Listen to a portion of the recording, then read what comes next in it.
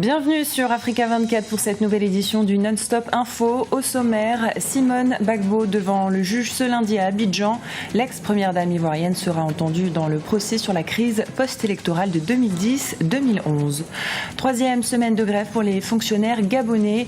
Le mouvement ne faiblit pas. Les grévistes dénoncent les pressions qu'ils subissent de la part des autorités. La victoire ce dimanche du cycliste Chtiou Rafa à la tropicale Amissa Bongo au Gabon. Le Tunisien devient ainsi le deuxième Africain à remporter le trophée.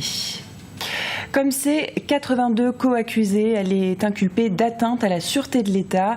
Simone Gbagbo sera entendue ce lundi à Abidjan lors du procès sur la crise post-électorale de 2010-2011.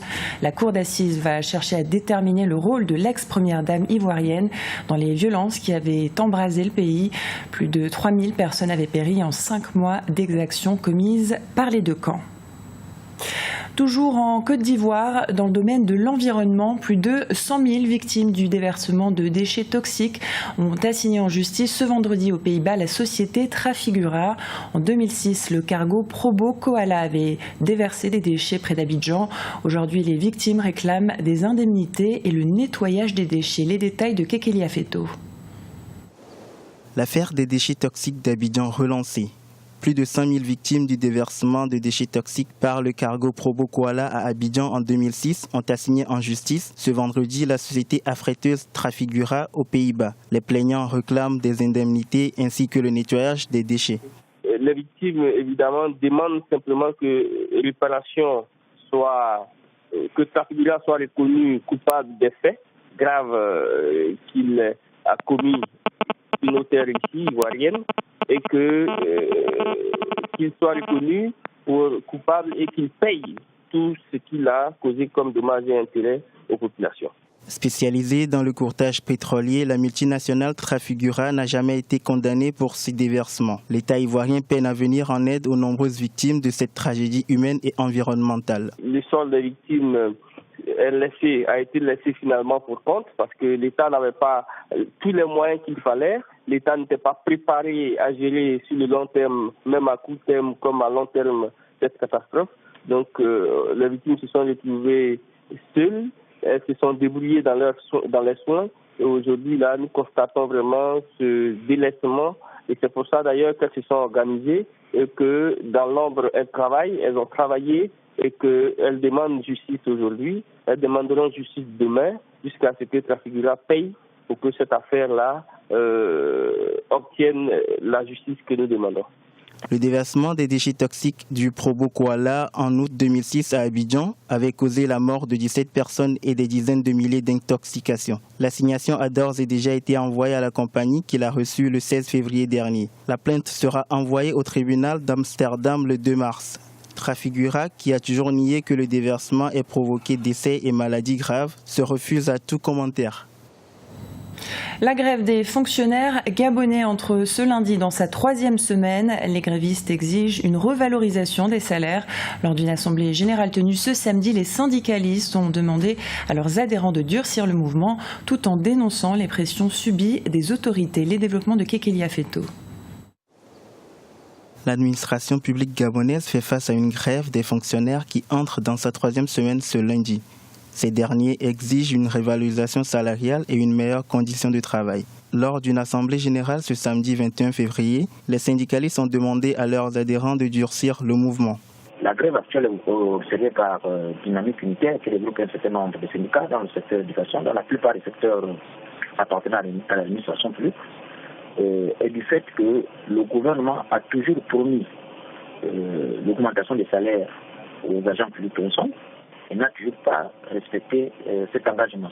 Le président de la République a envoyé le gouvernement et les syndicats négocier au niveau d'Angondé. Les syndicats étaient bel et bien présents au niveau d'Angondé. Malheureusement, le gouvernement était absent. Parce que de ces négociations, les propositions des syndicats ont été bel et bien connues, notamment le syndicat 300 000, la valeur du point d'indice à 1500, la révalorisation de la pension retraite. Malheureusement, faute de présence de membres du gouvernement, des techniciens du gouvernement, on n'a pas pu avoir en face des contre-propositions et pouvoir tomber sur un compromis. Donc les négociations d'Angoche ne sont que la suite logique de la volonté du président de voir mettre en place ce nouveau système de rémunération. Malheureusement, le gouvernement rame à contre-courant. Par ailleurs, les responsables syndicaux sont montés au créneau pour dénoncer les pressions judiciaires que subit le coordonnateur de la grève, Jean-Rémy Yama. Pour eux, cette intimidation vise à briser la grève des fonctionnaires. Pour le gouvernement, en lieu et place de la satisfaction des revendications des travailleurs ou du respect des engagements pris par ce même gouvernement, aujourd'hui, ce sont les leaders syndicaux qui sont intimidés. Et M. Yama, de par ses fonctions de secrétaire général de l'ISM, serait accusé d'avoir légalisé un faux diplôme, alors que, vérification faite, M. Yama se trouvait bel et bien à Libreville et il avait laissé une note d'intérim. Nous avons compris que c'était une machination, tout simplement pour décapiter la dynamique unitaire et mettre fin à la grève générale. En attendant qu'une issue soit trouvée à cette situation qui paralyse plusieurs secteurs du pays, les syndicalistes appellent à une mobilisation nationale pour faire entendre raison au gouvernement. Au Togo, les opérations de révision des listes électorales se terminent ce lundi dans la 3e zone. 13 préfectures des régions de la Kara et des Savanes sont concernées par cette phase de révision. 600 000 nouveaux électeurs sont attendus à la fin de cette opération. La démarche s'inscrit dans la perspective de l'élection présidentielle prévue cette année. Sport, à quelques mois des Jeux africains qui se tiendront en septembre à Brazzaville au Congo, plusieurs fédérations sportives ne disposent pas encore de moyens nécessaires pour la préparation des sportifs. C'est le cas de la Fédération congolaise de taekwondo. Reportage de notre correspondant Prince Bafoulo. Les Jeux africains, c'est dans 7 mois et le Comité national paralympique manque de moyens pour l'encadrement des sportifs.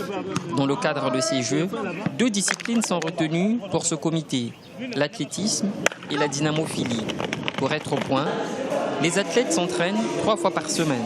Au niveau de la personne vivant avec handicap aujourd'hui, il nous manque presque tout sur les questions de matériel. Parce qu'au niveau de la personne vivant avec handicap, nous avons besoin des fauteuils. Le fauteuil au niveau de l'athlétisme, pour le lancer de disques, le lancer de javelot et de poids. Le constat est le même à la Fédération congolaise de taekwondo. Les différents clubs de la capitale s'entraînent sans le matériel adéquat. En combien de temps nos athlètes apprendront véritablement à utiliser le matériel électronique? En combien de temps? Les autres, ils le font déjà. Il faut même dire que nous avons du talent, parce que quand nous allons au Tchad à Dakar, les autres ont été préparés sur le matériel moderne. Mais nous ramenons des médailles. Pour la Fédération de taekwondo, les préparatifs des Jeux africains passent aussi par la formation des journalistes. Une trentaine de professionnels des médias viennent d'être formés pour mieux couvrir les combats. Le but de la formation, c'était de donner aux journalistes les spécificités techniques de notre discipline pour qu'ils soient à même de faire des reportages beaucoup plus parlants. Le Congo, qui abrite les Jeux africains en septembre prochain, aurait tout à gagner en aidant ses différentes fédérations à mieux préparer les sportifs. Rafler le maximum de trophées et de médailles pour le pays organisateur serait à la fois un honneur et une fierté pour le peuple congolais. Sport toujours au Gabon avec le vainqueur de la Tropicale Amissa Bongo. Et c'est le Tunisien Chtiou Rafa qui a terminé sur la plus haute marche du podium de la compétition. L'événement a pris fin ce dimanche à l'issue de la 8e étape à Libreville. Le cycliste tunisien devient le 2e Africain à remporter la Tropicale Amissa Bongo après l'Érythréen Nathanaël Berhan l'an dernier. Plus de détails dans le JT Sport ce lundi sur Africa 24. Ce journal a été réalisé par l'ensemble de la rédaction. Nous vous remercions pour votre fidélité. Dans un instant, une nouvelle édition de l'actualité sur Africa 24.